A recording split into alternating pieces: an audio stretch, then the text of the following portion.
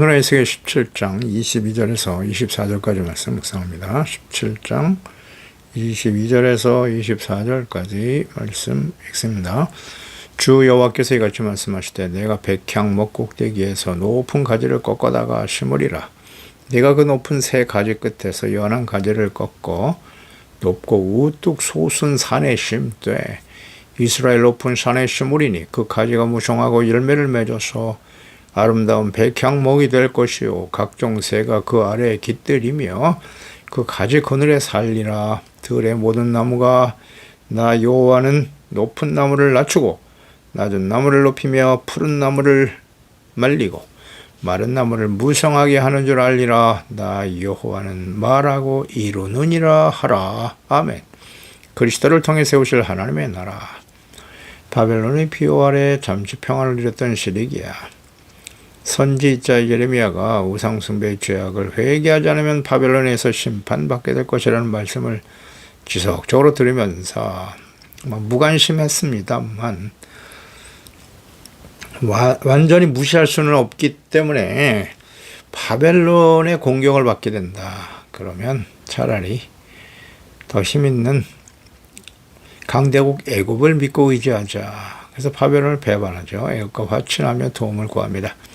하지만 바로의 군대는 이스라엘을 돕지 못합니다. 하나님께서 바벨론을 심판의 도구로 사용하셨기 때문에 군대는 동원했지만 다시 돌아오고 말죠. 말씀대로 애굽 군대는 다시 돌아가고 시드기야는 바벨론 왕에게 끌려 포로로 끌려가 죽죠. 아들들은 그가 보는 앞에서 죽임을 당하고 시드기야는 노사슬에 매여 포로로 끌려가 그곳에서 죽습니다. 참 어리석은 교만하고 어리석죠. 주의 백성들은 자신들이 택함을 받고 하나님의 백성이 되었기 때문에 결코 심판받지 않을 것이다 라고 생각합니다. 또한 자신들을 심판하시고 괴롭게 하시는 하나님 필요 없다 라고 생각하고 하나님을 버리고 우상을 향해 달려가죠. 이것은 모든 시대에 그러했고 오늘날 동일한 일들이 주의 자녀에게 나타나고 있습니다. 언약과 계명의 말씀을 업신여기며 제멋대로 생활하고 있지는 않습니까? 예수님의 재림을 유예하시고 개인적으로 아직 생명이 연장되고 있는 시간 동안 회개하고 돌이켜 이롭고 거룩한 하나님의 자녀로 회복되는 일에 힘써야 할 것입니다. 그렇지 않으면 반드시 요한계시록의 심판에 참여하게 될 것입니다. 이것이 과거 이스라엘 백성들을 역사 속에 우리에게 주는 교훈의 말씀이죠. 22절에 여호와께서 말씀하시되 내가 백향목 꼭대기에서 높은 가지를 꺾어다가 심을 것이다. 이런 말씀하시네요. 그 높은 새 가지 끝에서 연한 가지를 꺾고 높고 우뚝 솟은 산에 심을 것이다. 그러니까 북이스라엘의 패역과 멸망, 하나님을 버리고 우상숭배 죄악에서 돌이키지 않는 이스라엘 10지파가 소속된 북이스라엘에 대한 공의 심판으로 아수르에 의해서 멸망을 당하게 하셨습니다. 남은 유다에게 경고하시고 교훈을 얻기를 원하셨습니다. 그러나 유다 역시 히스기야 이후에 패역한 아들 므낫세의 우상 숭배와 온갖 악행으로 하나님의 진노를 일으켰고 그때 이미 하나님은 심판을 작정하셨죠. 예레미야 15장에 보면 1절에 여호와께서 내게 이르시되 모세와 사무엘이 내 앞에 섰다 할지라도 내 마음은 이 백성을 향할 수 없나니 그들을 내 앞에서 쫓아보내라. 여호와의 말씀이다. 내가 그들을 네 가지로 벌할 것인데 죽이는 칼, 찢는 개, 삼켜 멸하는 공중의 새, 땅의 짐승으로 할 것이다. 유다왕 히스기야의 아들 므낫세가 예루살렘에 행한 것으로 말미암아 내가 그들을 세계 여러 민족 가운데 흩어버릴 것이라고 말씀하십니다. 바벨론에 의해서 멸망을 당하게 하심으로써 포로로 끌려가게 흩어지게 하실 것이다. 끌려가서 흩어진다. 하나님께서는 이미 므낫세의 악한 범죄로 인해서 심판을 작정하셨다는 것입니다. 그럼에도 불구하고 이 선지자를 끊임없이 보내셔서 회개하고 돌이켜서 그들이 회개하고 돌아오면 재앙에서 그 재앙을 돌이켜 용서하시고 회복되기를 원하시는 것입니다. 이것은 이미 신명기에 말씀하신 내용이죠. 28장이죠. 28장 45절 하나님의 말씀을 거절하고 불순종하고 악을 행할 때 하나님이 주신 저주 약속이에요. 내가 내 하나님 여호와의 말씀을 청종하지 아니하고 네게 명령하신 그 명령과 규례를 지키지 아니함으로 이게 원인이 되는 거죠. 이 모든 저주가 내게 와서 너를 따르고 내게 이르러 마침내 너를 멸하리니 이 모든 저주가 너와 내 자손에게 영원히 있어서 표징과 훈계가 될 거라고. 여호와께서 너에게 선을 행하시고 너를 번성하기를 기뻐하시던 것 같이 이제는 여호와께서 너희를 망하게 하시며 멸하기를 기뻐하시리니 너희가 들어가 차지할 땅에서 뽑힐 것이다. 여호와께서 너를 이 땅 이 끝에서 저 끝까지 만민 중에 흩으리니 내가 그곳에서 너와 내 조상들이 알지 못하던 목속 우상을 섬길 것이다. 이런 경고를 하셨어요. 하나님의 약속이니까요. 하나님의 명령과 규례를 지키지 아니하면 저주가 내게 따르고 마침내 너를 멸할 것이다. 이 너가 누굽니까? 응? 언약의 백성 이스라엘, 하나님의 은혜로 구원받은 하나님의 백성들, 아브라함의 후손들이에요. 그러면 구약시대의 이 백성들과 예수 그리스도를 믿고 구원받은 하나님의 자녀들 다를까요? 이 말씀의 의미를 좀 잘 이해해야 합니다. 구약 성도와 신약 성도가 다른 게 아니에요. 다시 한번 강조합니다. 신약 성도들은 더 큰 은혜를 받은 사람들이에요. 하나님의 아들 예수 그리스도의 희생, 죄 없으신 하나님의 아들이 십자가에 죽으시고 흘리신 피로 용서를 받은 것이고, 구약 성도들은 동물의 피로 용서를 받은 사람. 그러나 똑같이 구원은 은혜로 받은 사람들이죠. 그 이후에 어떻게 살아야 하는가? 이 말씀은 그대로 적용되는 겁니다. 구원받은 이후에 하나님의 자녀가 하나님이 주신 명령과 규례를 지키지 않고 그러면 하나님께서 친히 공의로 심판하실 것을 말씀하고 있잖아요. 이게 불신자들입니까? 너가 누굽니까? 불신자가 아니에요. 착각하면 안 됩니다. 신명기에 모세를 통해 말씀하신 대로 왕이신 하나님을 버리고 우상을 선택한 하나님의 언약의 백성 이스라엘은 결국 하나님의 심판의 도구였던 아수르 바벨론에 의해서 멸망을 당하고 온 세상에 흩어지게 되었습니다. 하나님의 축복의 언약과 저주의 언약은 주의 백성들의 태도죠. 하나님의 말씀에 대해서, 규례와 명령에 대해서 순종, 불순종에 따라 결정되는 것입니다. 구약에 하나님이 줬던 십계명, 요약하면 하나님 사랑, 이웃 사랑이죠. 주님께서 너에게 새 계명을 주노라. 요한복음 13장 34절이잖아요. 새 계명이 무엇이죠? 내가 너희를 사랑한 것 같이 너희가 서로 사랑하라. 내가 너희를 사랑한 것 같이 너희가 서로 사랑하래요. 새 계명입니다. 이거 순종해야 됩니다. 그럴 때 너희가 내 제자가 될 것이다. 하나님이 영광을 받으실 것이다. 말씀하십니다. 어렵지 않아요. 이웃 사랑, 실천이 곧 하나님 사랑과 같다. 하나님의 언약은 영원한 언약이에요. 예수 그리스도의 십자가의 피로 맺은 새 언약 역시 영원하신 하나님의 언약과 동일하게 성취됩니다. 이스라엘의 멸망의 원인을 묵상해야 합니다. 왕이신 하나님을 버리고 어리석고 교만한 사람이 왕이 된 일, 오직 자신의 이익만을 추구하는 패역한 제사장들과 거짓 선지자들, 기름 부음 받은 자들의 부패와 타락이 언약의 백성 이스라엘의 패망의 원인이고 모든 시대에 그러했고 오늘날도 역시 마찬가지다. 타락한 목사들, 부패한 교회와 교인들, 재직들 똑같은 길을 가고 있습니다. 가게 될 거예요. 성경을 통해서 우리는 교훈을 받아야죠. 그래서 마지막 요한계시록의 심판이 이루어진다. 뭐 어렵습니까? 성경을 보면 이 인류의 역사가 그냥 한눈에 쫙 펼쳐지잖아요. 앞으로 어떤 일이 벌어질 것인가 잘 나와 있지 않습니까? 우리의 미래도 마찬가지예요. 현재 우리의 모습, 하나님과 말씀 앞에서 우리가 어떤 모습으로 어떤 길을 가고 있느냐, 그것이 우리의 미래로 결정되는 겁니다. 말씀하시잖아요. 하나님의 말씀을 듣고 지켜 순종하면 그게 의의 삶인 거예요. 주님의 말씀을 지켜 행하는 것, 말씀, 율법 요약하면 새 계명, 하나님 사랑, 이웃 사랑. 우리가 사랑해야 될 이웃은 무엇입니까? 선한 사마리아 사람을 통해서 예수님께서 설명해 주셨죠. 잘 가르쳐 주셨잖아요. 우리가 사랑해야 될 이웃이 누구냐? 여리고로 내려가다가 강도 만난 이웃이 있었다. 예, 소외당하고 도움 필요한 사람들이잖아요. 첫 번째는 우리 가족들이에요. 멀리 볼 것도 없어요. 가족을 사랑하라. 가족들 간에, 남편과 아내, 부모, 자녀, 형제들 간에, 교회 안에 지체들 간에, 우리 주변에 소외당하고 어려운 사람, 도움이 필요한 사람들이 있어요. 헐벗고 굶주리고 병들고 옥에 갇히고 고통받는 사람들 돌아보라고 하시잖아요. 너희 형제 중에 지극히 작은 자에게 한 것이고 내게 한 것이다. 그게 의의 행동이고 선한 일이에요. 이타적인 삶, 선은 이타적인 거예요. 예수님이 그러셨던 것처럼.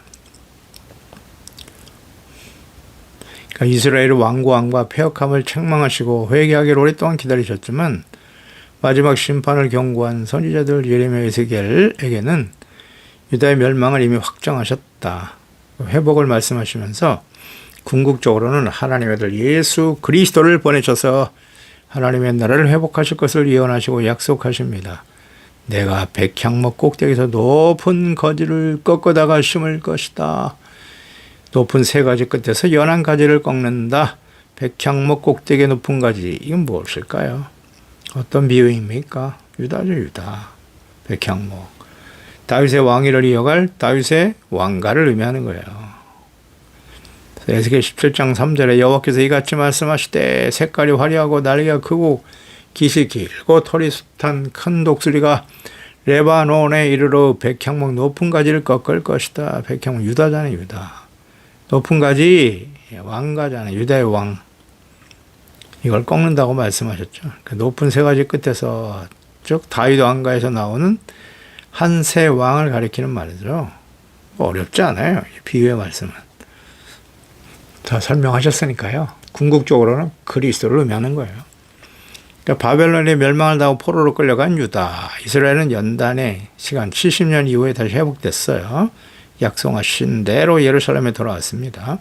그러나 이스라엘은 왕이 없었죠. 이제는 더 이상 사람이 왕이 되어 다스리는 그런 상황이 아니었어요. 친히 하나님께서 왕이 되어 다스리시는 하나님의 나라로 회복된 것입니다. 이 회복의 의미를 잘 생각해 보세요.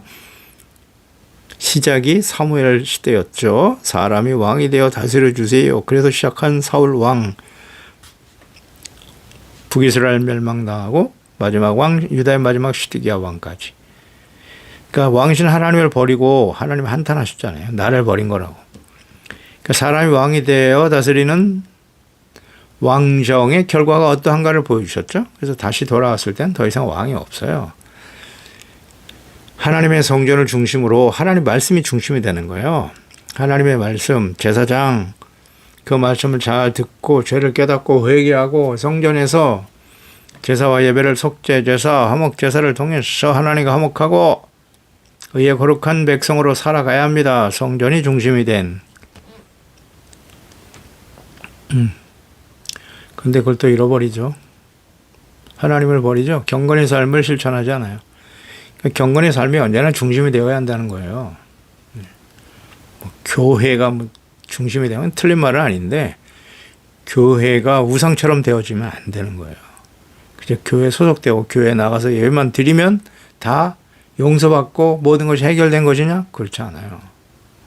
교회 중심이라는 게 무슨 뜻이에요? 언제나 말씀 중심, 예수 그리스도가 중심이 되어야 되는 거고 하나님과의 인격적인 교제와 만남이 이루어져야죠. 이제는 하나님의 성전, 성령께서 우리 마음에 계시잖아요. 고린도전서 3장 16절 성령이 우리 안에 계시는 하나님의 전인 걸 너희가 모르느냐. 예, 이런 하나님의 개인이 이제 하나님의 성전이에요. 이런 사람들이 함께 모여서 예배할 때 그것이 하나님 받으시는 예배가 되는 거죠. 하나님께서는 새 왕을 세울 것이다. 그러니까 왕신 하나님을 버리고 경건의 삶을 실천하지 않음으로써 부패와 타락의 길을 가게 되었고 유다는 또다시 헬라와 로마에 의해서 정복과 억압을 당하게 되죠. 따라서 다윗 왕가에서 세우실 높은 세 가지는 하나님께서 보내실 하나님의 아들 그리스도이십니다. 기름 부음 받은 자 예수님께서 곧 왕이시고 제사장이시고 선지자이신 것입니다. 그리스도에 대한 약속입니다. 그러니까 예수님께서는 하나님의 독생자로서 성령에 의해 유다 지파의 후손인 요셉과 마리아에게 잉태되어 육신으로 태어나셨습니다. 유다 지파 다윗의 아버지 이새의 가지에서 나오실 그리스도, 이미 이사야 선지자를 통해서도 예언하셨죠. 이사야 11장 1절 2절 이새의 아들이 줄기에서 이새의 아들 중에 한 싹이 나며 그 뿌리에서 한 가지가 나서 결실할 것이요. 예언의 말씀은 이렇게 서로 연결해서 확인이 가능하죠. 그의 위에 여호와의 영과 지혜와 총명의 영, 모략과 재능의 영, 지식과 여호와의 경외하는 영이 강림하게 될 것이다. 이새의 줄기 유다의 자손으로 오실 예수 그리스도, 가지라는 표현을 여기서도 사용하셨지 않습니까? 그러니까 성경을 성경대로 이렇게 연결해서 해석을 하는 것이 맞죠? 이사야 7장 14절에도 그러므로 주께서 친히 징조를 너에게 주실 것인데 바로 천의 왕 대아들을 낳을 것이요 그 이름을 임마누엘, 하나님 우리와 함께 하시는 거예요. 낳을 아들이 임마누엘이다. 그리스도의 동정녀 마리아 탄생을 예언하셨고요. 이 말씀은 그대로 누가복음 1장 30절 천사가 이르되 마리아여 무서워하지 말라. 내가 하나님께 은혜를 입었느니라. 보라 내가 잉태하여 아들을 낳을 것인데 그 이름을 예수라 하라. 그가 큰 자가 되고 지극히 높으신 이 아들이라 일컬어질 것이고 주 하나님께서 그 조상의 다윗 왕위를 그에게 주실 거야. 영원히 야곱의 집을 왕으로 다스릴 것이며 그 나라가 무궁하리라.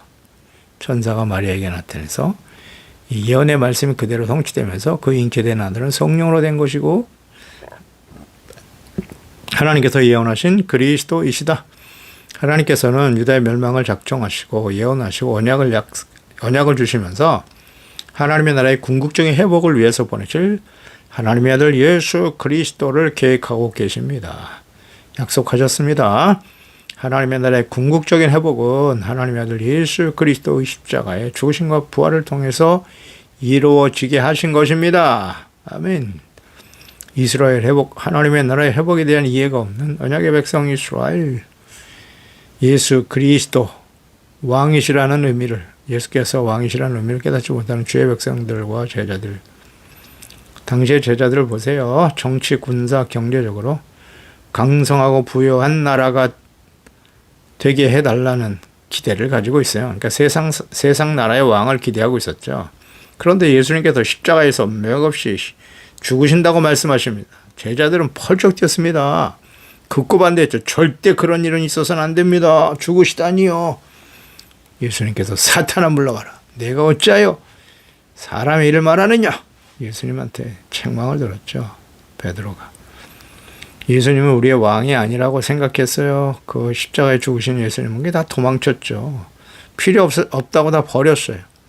자신의 권력과 이익에 반하여 자신들의 죄악의 치부를 공개적으로 드러내고 책망하시고 뭐 사탄의 자식이라고 했으니까 당시에 때 제사장과 서기관 바리새인들에게 예수님을 살려둘 수 없다고 판단했죠. 약한 자들은 책망을 들으면요 항상 두 가지로 반응해요. 구원받을 사람들은 회개하는 거예요. 회개하면 구원받는 것이고 당신이 우리를 부정하고 책망한단 말인가? 오히려 죽이죠. 그게 악한 자의 특성이에요. 책망의 말씀을 듣고 우리는 어떻게 반응하나요? 분노하고 대적합니까? 아니면 겸손히 회개하고 돌이킵니까? 둘 중에 하나죠. 뭐. 구원받을 사람은 회개합니다. 책망을 듣고.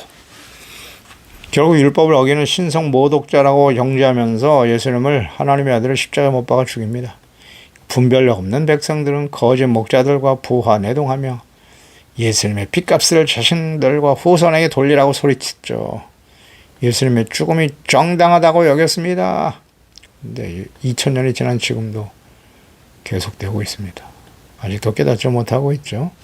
하나님께서 보내실 세 가지 예수 그리스도를 통해서 세우실 하나님의 나라, 의와 거룩함의 회복, 영적인 회복. 우리는 어떻습니까? 하나님의 나라, 천국의 의미를 바르게 알고 있습니까? 예수 그리스도가 왕이라는 의미가 무엇인지 알고 있습니까? 입술로 주여 주여 하면서 여전히 내가 왕 노릇하며 자신의 생각과 뜻을 앞세우며 살고 있지는 않습니까? 어려운 일이 아닙니다. 복음이 전파되고 모든 사람들이 회개하고 용서받고 의를 회복하여 하나님께서 다스리시는 하나님의 거룩한 백성과 자녀들이 되는 것. 그게 하나님 뜻 아닌가요? 나는 너의 하나님이 되고 너희는 내 백성이 되리라. 내 아들들이 되리라. 주님의 뜻이에요. 마가복음 1장 15절이죠. 때가 찼고 하나님의 나라 가까이 왔는데 회개하고 복음을 믿으라 하시더라. 예수를 보내신 목적이죠. 회개하고 복음을 믿어 구원받아라. 그러니까 예수 그리스도를 통해서 세우실 하나님의 나라 천국 복음이 모든 민족 온 세상에 전파됨으로써 이루어질 하나님의 나라 거룩한 자녀들, 하나님의 나라와 일을 먼저 구하며 살다가 영원한 하나님의 나라 천국에 들어가게 되는 거예요. 어렵지 않습니다. 마태복음 7장 21절 나더러 주여 주여 하는 자마다 다 천국에 들어갈 것이 아니요. 이 중요한 말씀입니다. 이거 모르면 안 돼요.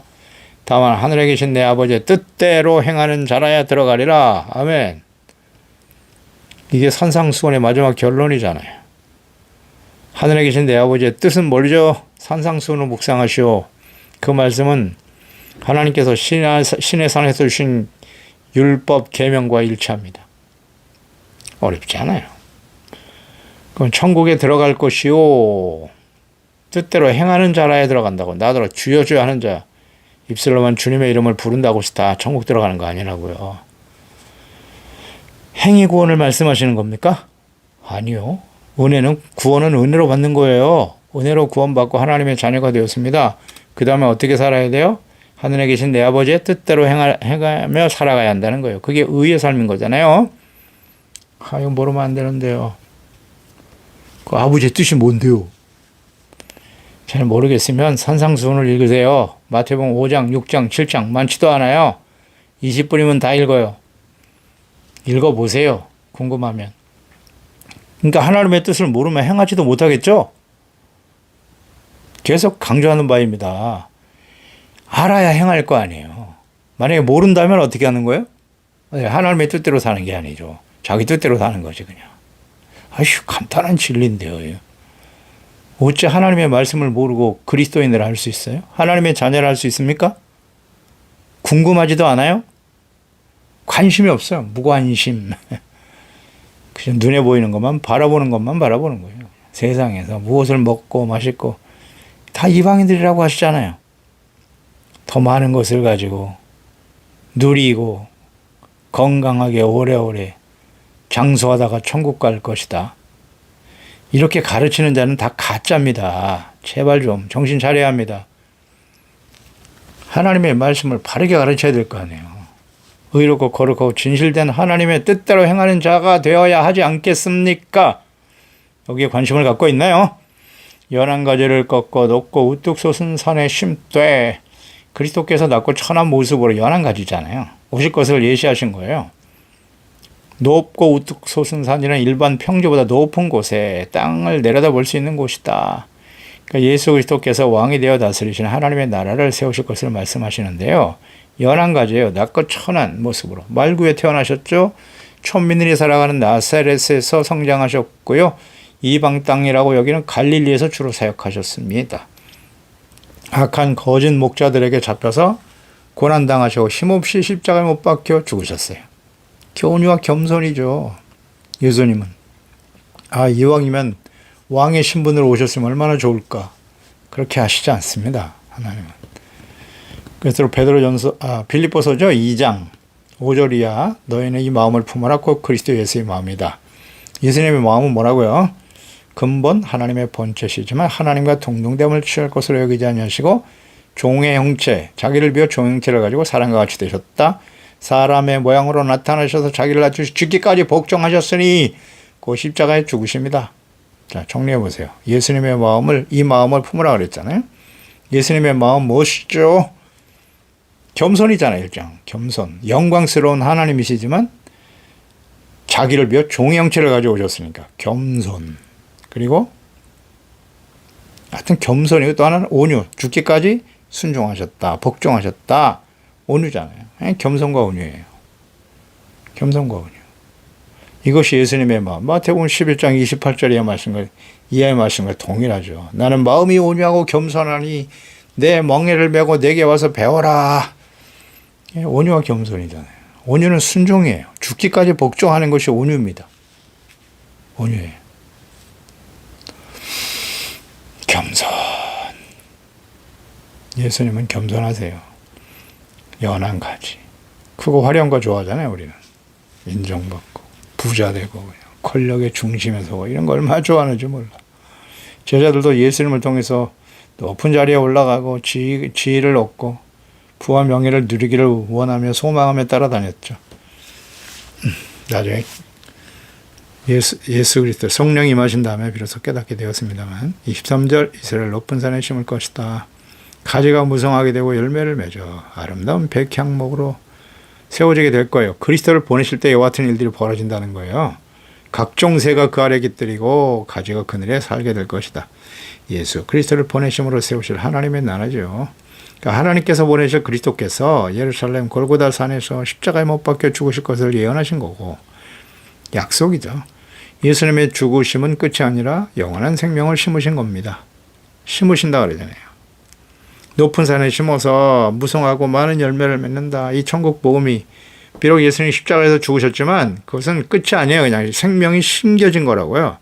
요한복음 12장 23절이죠. 예수께서 대답하여 이르시되 인자가 영광을 얻을 때가 왔다. 내가 진실로 진실로 내게 이르노니 한 알의 밀이 땅에 떨어져 죽지 아니하면 한 알 그대로 있고 죽으면 많은 열매를 맺는다. 자기의 생명을 사랑하는 자는 잃어버릴 것이요 이 세상에서 자기 생명을 미워하는 자는 영생토록 보존하리라. 아멘. 내가 영광을 얻을 때가 왔다. 인자가 그 영광을 얻을 때가 언제입니까? 이스라엘의 왕이 되는 거예요? 권력의 중심에 서서 강력한 힘을 가진 왕이 되는 게 영광입니까? 아니요. 예수님 십자가의 죽음을 영광이라고 말씀하셨어요. 우리가 예수 그리스도를 믿고 구원받아 하나님의 자녀가 되었다. 영광이 무엇입니까? 어떻게 영광이에요? 세상에서 부와 권력의 중심에 서는 겁니까? 그게 영광이에요? 이 성경을 어떻게 알고 있는 거예요? 예수님이 인자가 영광을 얻을 때가 왔다. 십자가에 죽는 거예요. 자기를 십자가에 못 박고 예수 그리스도와 함께 십자가를 진다고 하는 의미가 뭐라고요? 어떻게 하는 게 십자가 지는 거예요? 그냥 무조건 고통스럽고 모든 걸 다 포기하고 가난하고 헐벗고 굶주리게 사는 게 십자가 지는 겁니까? 십자가는 죄를 버리는 겁니다. 죄를 버리고 의의 삶을 따르는 거예요. 그 십자가 저주, 심판, 뭐에 대한 심판이에요? 죄에 대한 심판이죠. 그러니까 죄가 그렇게 두려운 결과라는 걸 알고 죄의 삭은 사망이니까 육신의 정욕을 따라 살던 삶을 버리는 게 십자가를 지는 겁니다. 그리고 그 십자가로 우리의 죄를 용서하신 것처럼 형제와 이웃의 죄를 용서하는 거예요. 용서, 그게 십자가입니다. 어렵지 않은데요. 그 십자가의 죽으심은 생명을 심는 것이다. 그래서 열매가 무성하게 될 거야. 그러니까 예수 그리스도를 믿고 구원받은 자들이 온 세상에 가득하게 될 것이라는 거죠. 유대인들만이 아니죠. 이방인 모두가 복음을 듣고 구원을 받아 하나님의 나라가 거룩한 백성이 될 것이다. 하나님께서 다스리시는 하나님의 나라가 온 세상에 가득하게 되리라. 아멘. 이게 하나님의 뜻이에요. 예수 그리스도를 이 땅에 보내시고 그리스도 안에서 우리를 택하시고 구원하시는 하나님의 뜻입니다. 어렵지 않죠. 요한복음 15장 5절이야. 나는 포도나무 너희 가지로 설명하셨으니까 그 안에 내 안에 그가 내 안에 내가 그 안에 거하면 그 사람은 열매를 많이 맺는다.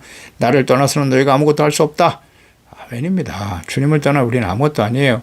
너희가 내 안에 거하고 내 말이 너희 안에 거하면 무엇이든지 원대로 구하라 그리하면 이루리라. 조건절이잖아요. 주님의 말씀이 우리 안에 거하면서 우리 안에 있다는 건 뭐예요? 우리가 그 말씀의 뜻을 깨닫고 주님의 말씀에 순종한 의롭고 거룩하고 진실된 하나님의 자녀로 살아간다는 거잖아요. 그렇지 않나요? 그럴 때 어떤 열매가 나타날까요? 의, 거룩함, 진실함의 열매, 성령의 열매가 나타나겠지요. 그럴 때 하나님 아버지께서 영광을 받으신대요. 내 제자가 된다고 하셨어요. 간단한 진리죠.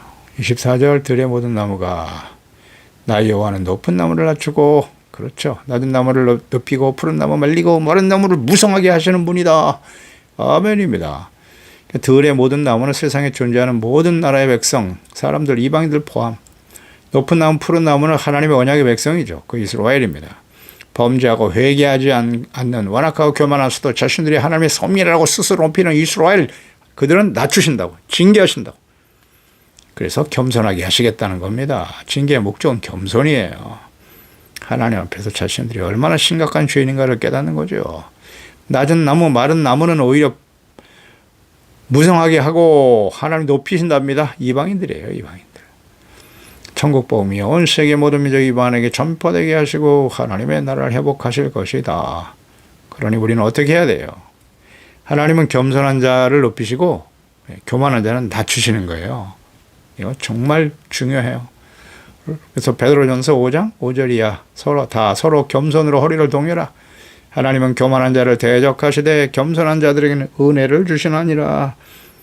그러므로 하나님의 능하신 손 아래서 겸손하라. 때가 되면 너희를 높이시리라. 아멘. 기도하겠습니다. 하나님 아버지, 하나님의 백성들이 언약의 백성들이지만 교만하고 패역하고 아무리 하나님의 말씀을 전해도 돌이키지 않죠. 악한 자들은 오히려 책망의 말씀을 듣고 회개하고 돌이키기보다는 대적합니다. 하나님을 버려요. 우리도 그런 사람은 아닌가요? 그래서 하나님께서는 이제 사람이 왕이 되고 제사장, 선지자가 되는 삶이 결과가 어떠한가를 분명히 보여주시고 하나님의 아들 예수님을 그리스도로, 왕으로, 제사장으로, 그리스도로 보내셨나이다. 그런데 보내신 하나님의 아들을 십자가에 못 박아버리는 패역하고 완악한 하나님의 백성들, 거짓 목자들, 아직까지도 그들은 예수님을 그리스도로 인정하지 않습니다.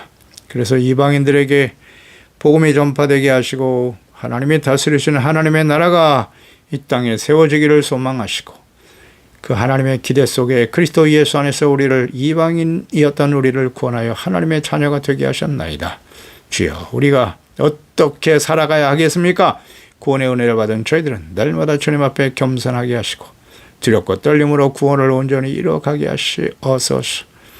그래서 하나님 앞에 영광스러운 모습으로 설 그날을 기대하고 우리를 통해서 예수님 우리 안에, 우리가 주님 안에 주의 말씀이 우리 안에 거함으로써 의와 거룩함 진실함의 열매를 맺어 하나님 앞에 영광을 돌리고 하나님의 나라를 이 땅에 바르게 세워가는 일에 쓰임받는 저희들이 되게 하소서. 예수님의 이름으로 기도드리옵나이다. 아멘.